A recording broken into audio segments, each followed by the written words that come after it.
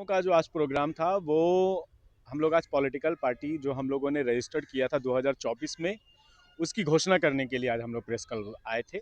जो जातीय उन्नयन पार्टी, हमारी जो पार्टी का नाम है वो जातीय उन्नयन पार्टी है और 2024 से ही हमारी पार्टी रजिस्टर्ड है।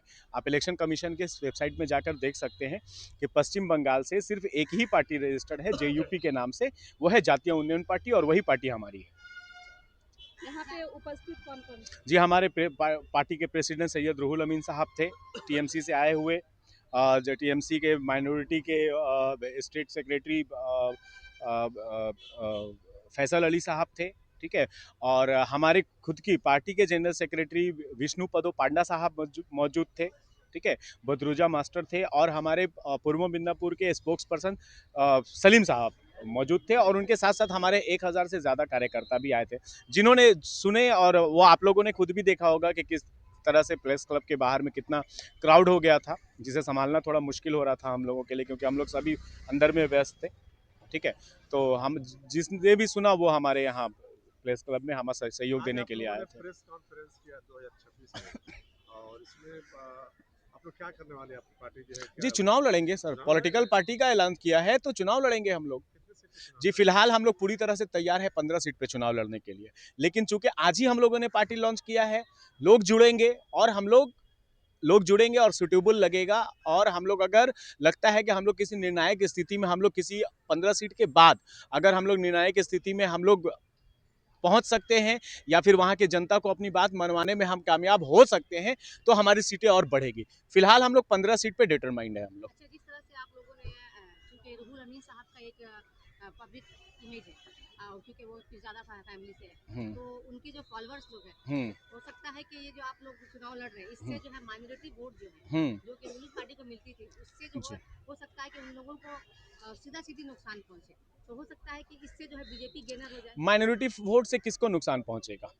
रूलिंग पार्टी को, क्योंकि उनको वो माइनॉरिटी वोट के सहारे ही, मतलब जैसे कि अदर पार्टीज का कहना है कि माइनॉरिटी वोट के सहारे ही तृणमूल कांग्रेस सरकार में है। तृणमूल कांग्रेस माइनॉरिटी वोट के सहारे में सरकार में आई है, लेकिन काम तो मंदिर पे कर रही है वो। तो आप पब्लिक को किस तरह से आप ये करेंगे? देखिए, हमारा काम उन्नयन करना है और हम लोग ये हिंदू मुस्लिम, ठीक है, माइनॉरिटी, संख्या लघु, ठीक है, ये सारी चीज़ों से हम लोग ऊपर उठना चाहते हैं। हम लोग मुसलमानों को यहाँ बदनाम किया जा रहा है कि तृणमूल कांग्रेस को जो है जो कि मुसलमान समर्थन करता है, और जिसका खामियाजा बाहर के स्टेटों में यहाँ के मुसलमानों को, आप मीडिया देखिए किस तरह से यहाँ के मुसलमानों को ट्रीट कर रहे हैं, ठीक है। तो हम लोगों को इससे ऊपर उठना होगा। हम लोग ये साबित करेंगे कि बिना हिंदू मुस्लिम और बिना जाति धर्म के भी राजनीति में और समाज सेवा किया जा सकता है।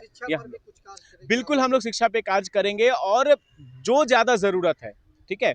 जिस तरह से आम आदमी पार्टी, आपने देखा कि दिल्ली का एक मॉडल है, बीजेपी उसको किसी भी तरह से प्रस्तुत करे, मीडिया उसे किसी भी तरह से प्रस्तुत करे, लेकिन वहां पे शैक्षणिक अवस्था ठीक हुई थी आम आदमी पार्टी में। सिर्फ उस तरह से मॉडल पे हम लोग काम करने की पूरी कोशिश करेंगे। एग्रीकल्चर पे हम लोग काम करेंगे क्योंकि हमारा हेडक्वार्टर पूर्व मिदनापुर में होगा है, तो हम लोग वहां पे लोग एग्रीकल्चर से ज्यादा जुड़े हुए हैं, जिसमें ऑर्गेनिक फार्मिंग है, ठीक है। तो हम लोग इस पर भी काम करने की पूरी कोशिश करेंगे।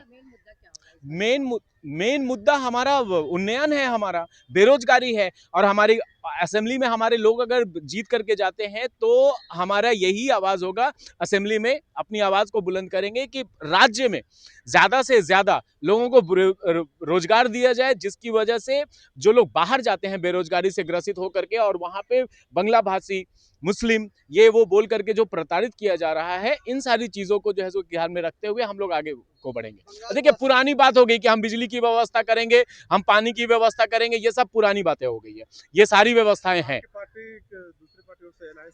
फिलहाल अगर कॉमन मिनिमम प्रोग्राम के तहत अगर हमारी विचारधारा मिलती है उनसे, तो हम लोग इस बात पर विचार भी करेंगे।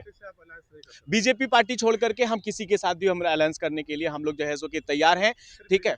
सिर्फ बीजेपी को अलायंस है। देखिए, बीजेपी खुला सांप्रदायिक पार्टी है। वो आप शुभेंदु अधिकारी की बात देखिए, आप हेमंत विश्व शर्मा की बात को देखिए आप, ठीक है। क्या उनके साथ राजनीति करने के लिए जो है सो कि कोई भी सेकुलर सोच का आदमी सक्षम होगा? क्या अपने आप को कंफर्टेबल महसूस करेगा क्या भारतीय जनता पार्टी के साथ?